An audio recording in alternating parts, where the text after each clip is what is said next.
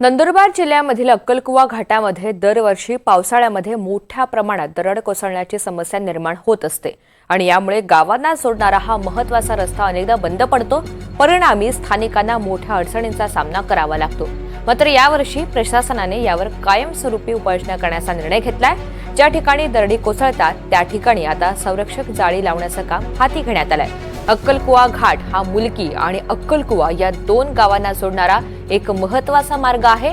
विशेषतः पावसाळ्यामध्ये भूस्खलनामुळे हा रस्ता वारंवार बंद पडतो आणि वाहतूक ठप्प होते।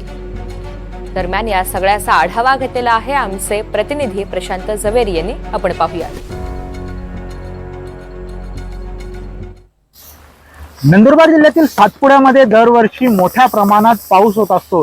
याच पावसामुळे मोलगीला जाणारा जो रस्ता आहे तो दगडी कोसळत असतात आणि त्यामुळे हा जो रस्ता आहे तो बंद होत असतो। मी सध्या उभा आहे मोलगी या प्रमुख रस्त्यावर। ह्या रस्त्यावर दरवर्षी मोठ्या प्रमाणात दगडी जी आहे ती कोसळत असतात। यावर्षी देखील त्याच पद्धतीने दगड जी आहे ती कोसळली होती। मात्र प्रशासनाच्या वतीने आता ज्या ठिकाणी दगड कोसळते त्या ठिकाणी संरक्षण जाळी जी आहे ती बसवण्याचं काम जे आहे ते युद्ध पातळीवर सुरू करण्यात आले आहे। प्रशांत जवेरी, NDTV मराठी, मोलगी, नंदुरबार।